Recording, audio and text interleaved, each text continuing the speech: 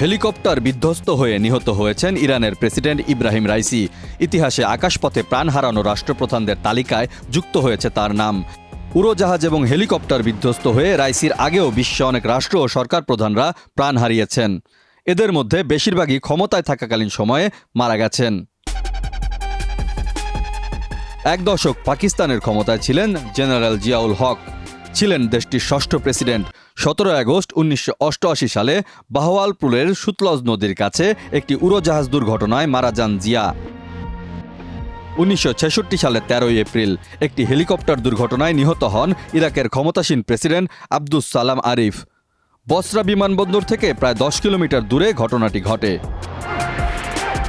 প্রায় 30 বছর এবং 8 দফায় লেবাননের প্রধানমন্ত্রী ছিলেন রশিদ কারামি।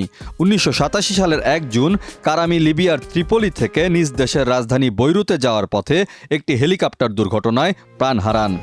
পরে জানা গিয়েছিল তাকে বহনকারী হেলিকপ্টারে রাখা ছিল একটি বোমা, যার ওজন ছিল 300 গ্রাম। তবে অবাক করা বিষয় হলো, বোমাটি বিস্ফোরণের পর হেলিকপ্টারের মধ্যে থাকা কারিমি কেবল নিহত হন। ফিলিপাইনের সাবেক প্রেসিডেন্ট র্যামন ম্যাগসেসের নামে দেয়া হয় ম্যাগসেসে পুরস্কার, যেটি এশিয়ার নোবেল হিসেবে পরিচিত।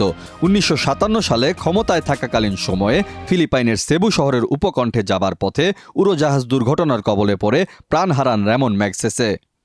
আকাশপথে উড়োজাহাজ হেলিকপ্টার বিধ্বস্তের এসব ঘটনায় নানা কারণ আছে নানা ষড়যন্ত্র তত্ত্ব। রাইসির হেলিকপ্টার বিধ্বস্তের ঘটনাতেও এই ষড়যন্ত্র তত্ত্ব দেখা দিতেই পারে, কারণ ইসরায়েল যুক্তরাষ্ট্রের শত্রু রাষ্ট্র ইরানের প্রেসিডেন্ট ছিলেন রাইসি। ডেস্ক রিপোর্ট, দেশ রূপান্তর।